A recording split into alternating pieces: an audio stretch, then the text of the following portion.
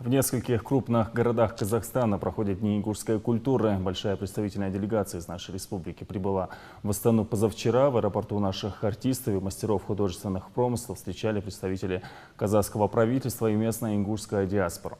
Накануне в столице Казахстана деятели культуры республики дали большой концерт, ну а сегодня ритмы лезгинки звучали в одном из концертных залов Караганды.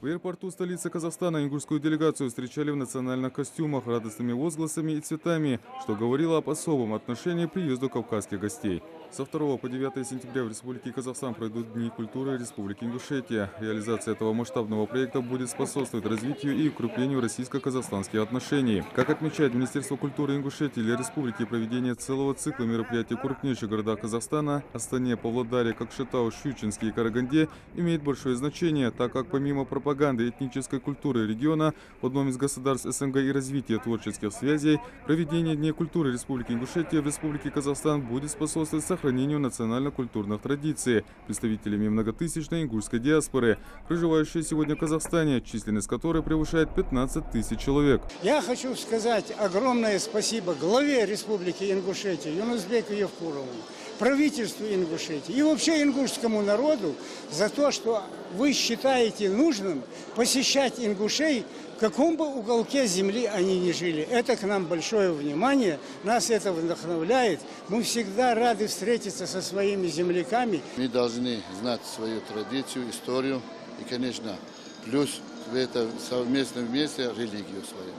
И, конечно, в нашем республике, тоже вот в Казахстане, очень многие проводятся в рамках Ассамблеи народов Казахстана.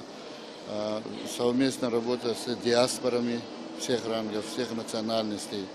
И, конечно, вот благодаря этому и совместно с Духовным управлением мусульман Казахстана мы работаем вместе на приближение наций и народностей, чтобы мы все жили дружно и, конечно, за процветание нашего государства.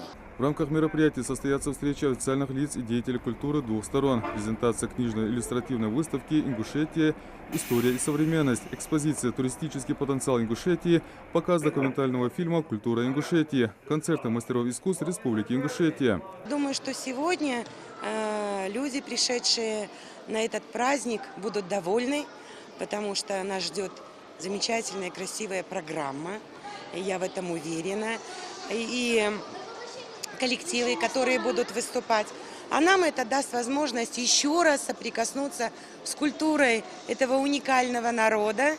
В программу концерта войдут уже полюбившиеся зрителям популярные хореографические композиции государственного ансамбля народного танца «Ингушетия», а также совсем новые постановки, такие как «Аса» и «Карнавал Кавказа». А популярные солисты-вокалисты Ингушетии Алаудин Эсмурзиев, Рахман Беков, финалистка популярной программы Первого канала ОРТ «Голос дети» Рагда Ханиева, призер российского этапа детского Евровидения Лема Нальгиева и солистка ансамбля Ингушетия Луиза Эльджуркаева исполнят популярные песни на русском, ингушском и английском языках. Встречи с представителями ингушской диаспоры, проживающей в Казахстане, пройдут в Астане и Караганде, так как именно здесь проживает наибольшее количество представителей ингушской национальной общины.